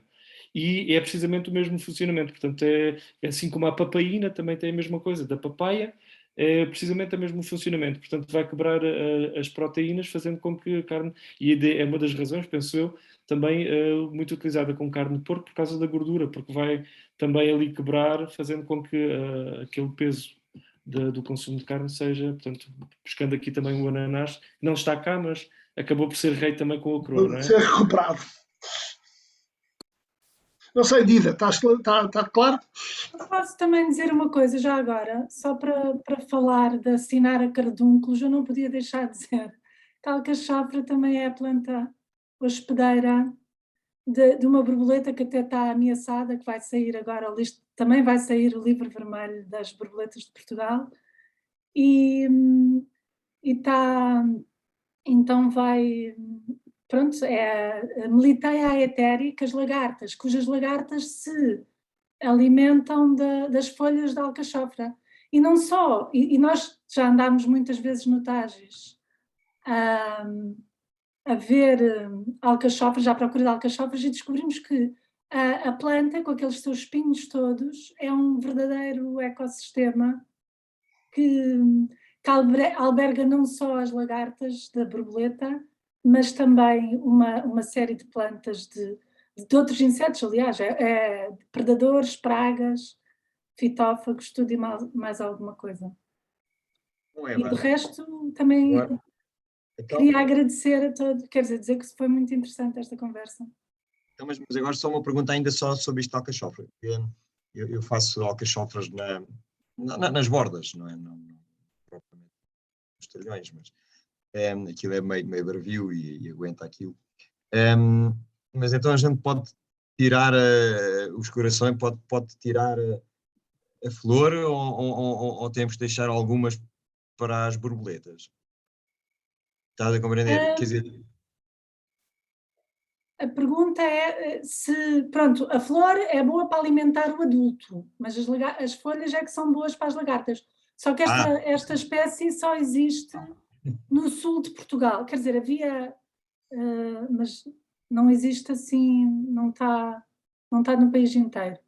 E também está a ser, pronto, um dos problemas é o facto de realmente se têm estado a substituir eu não sei como é que se chama, carduncais, por outros habitats. E, portanto, os poucos locais onde havia populações de Melitheia aeteri estão a ser destruídos e como ela só se alimenta dessa planta, está a perder a sua planta hospedeira. Eva, no sul do país os cardos eram normalmente em zonas de solos mais marginais que eram de muito difícil lavrar. E, portanto, como o lavrar era com bois e com arados, não conseguíamos, e como é uma planta perene, depois dela se instalar naquele sítio, nós não conseguíamos, era difícil destruir. E, portanto, quando nós passámos a mecanizar os campos do Sul e passou tudo a ser lavrado a trator, portanto, a potência dos tratores, obviamente, dão cabo dos carros, e por outro lado, houve uma diminuição da procura, porque de facto há substitutos industriais para fazer o papel das proteases do carne, não dá o mesmo queijo, mas era mais fácil, era mais barato, e por outro lado também os campos tornaram-se maiores, portanto, lavrados mais, e portanto tudo isto teve como consequência que no sul do país havia zonas que tinham imenso cardo, praticamente o cardo desapareceu, e só sobra mesmo em zonas marginais, e portanto, por isso tudo o que depende estritamente deste ecossistema tende a desaparecer. Pois, pronto, é isso mesmo, como está associada fundamentalmente a esta planta, está muito vulnerável, não é? Mas, de facto, há vários exemplos desses, a borboleta azul lá em cima dos lameiros, exatamente. Dos lameiros, traz os montes, há vários exemplos. Também está associada, isso também é um bom exemplo de uma espécie que está associada também a um sistema de gestão da paisagem tradicional, não é? Porque precisa de pastoreio, mas não de demasiada intensidade de pastoreio, e que depois, também por causa do abandono, a sucessão natural da turfeira evolui e deixa de haver o habitat para a borboleta, que também só depende de uma espécie, e essa não depende só de uma espécie, ainda depende de uma formiga. Portanto, exato. Ainda é mais vulnerável. São mais camadas. Dida, para responder, polinizadores, eu já vi, os cardos são muito visitados, ali como dizia o Jorge, os bombos, os abelhões gostam de chafurdar aqui, até porque como é um capítulo, suporta bem aqui um polinizador com um maior tamanho. Muitas vezes também, e isso é interessante também em termos de botânica, flores mais possantes, muitas vezes é escaravelhos, besouros, porque aguentam com o peso. E estes aqui, como é um grande capítulo, portanto eles gostam de estar ali a forçar. A Eva também estava a falar que também aparece uma série de coisas. Muitas vezes nestes cardos também aparecem umas aranhas maravilhosas, que são peludas, que ficam tipo umas aranhas caranguejos com as patinhas para o ar à espera que eles venham, da mesma cor que as flores. Então aparecem muitas ou amarelas ou cor-de-rosa no caso destes, e também são uma maravilha. Quem está a observar com atenção pode ficar ali a ver Dida, e tudo isto é melhor se estivermos a observar isto a comer pão e queijo. É verdade. Obrigada a todos pela resposta. Eu não sei, mas a Eva há bocado também comentou aqui no chat a dizer que o cacau é polinizado apenas por um género de mosquitos. Não sei se vocês sabiam disso ou não. Sim. E não sei se de resto, o cacau é uma planta maravilhosa, porque as flores do cacaueiro nascem ao longo do tronco. Há muito poucas plantas onde isso acontece. E, portanto, depois os frutos, né? Portanto, temos uma planta e depois o tronco. Nós aqui temos também, as oleias também fazem-nos muito isto aqui em Portugal, mas nós também não estamos treinados para olhar para elas. Mas há um conjunto de plantas em que, de facto, as flores nascem ao longo do tronco e depois, em função da sua especificidade, têm, de facto, organismos que são muito próprios para a polinização. O caso do cacaueiro é um deles.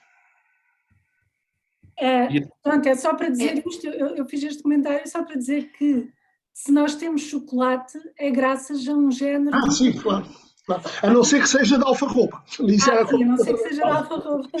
Mas portanto, nós temos muito a agradecer também às moscas e aos mosquitos. Claro. Foi a Sara que pôs há bocado a questão do mel, não foi? Que falou do mel como a bebida dos deuses, não era? Sim, exatamente. É muito engraçado, porque aqui o género, também a curiosidade botânica, a curiosidade do cacaueiro é Theobroma, cacau. O Theobroma lineu, Theobroma significa o alimento dos deuses, porque de facto no México era utilizado, portanto, cada cultura, mais uma vez voltando, depende, temos os que gostam de coentros e os que gostam de salsa, portanto, cada cultura dá aos seus deuses a bebida que... Também é engraçado, está sempre relacionada com insetos, não é? Portanto, e já agora, por falar também, já o louva a Deus, que também é um... Sara, é coentros isso? Ou é salsa? Salsa, ok.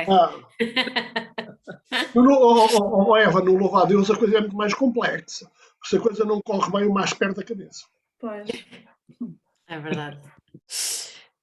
Bom, eu estou a adorar a conversa, está a ser interessantíssima, e como nós já tínhamos dito, que qualquer um de vocês poderia continuar a falar durante imenso tempo e seria interessantíssimo certamente, mas já estamos, na verdade, 15 minutos para lá do tempo que tínhamos prometido às pessoas, o que não tem mal nenhum, só quer dizer que estava a ser interessantíssimo, mas se calhar vamos dar por terminado este webinar e queria agradecer-vos imenso por terem participado. Eu gostava de ter dito isso logo ao início, mas depois com aquela apresentação toda escapou-se-me, então quero dizer aqui agora que agradecemos imenso a vós terem aceito este convite e foi realmente interessantíssimo.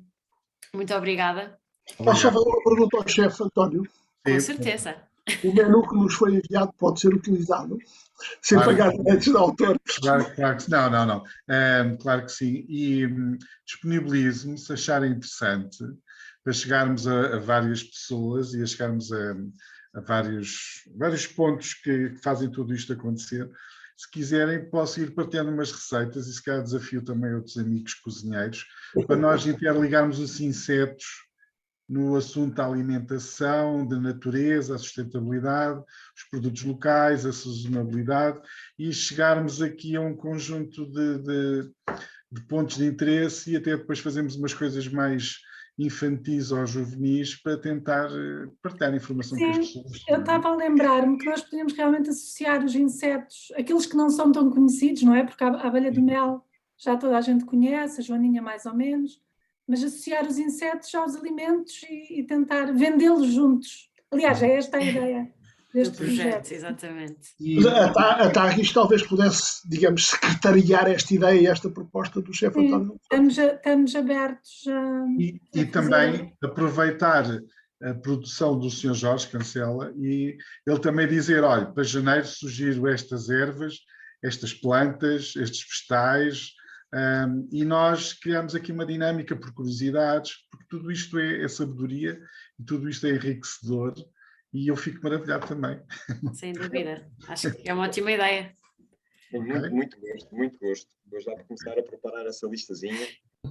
Chefe António Alexandre, depois se não levar a mal, vou-lhe mandar um mailzinho só aí com uma... À vontade. Obrigado. Aliás, eu desculpa lá, Leonor.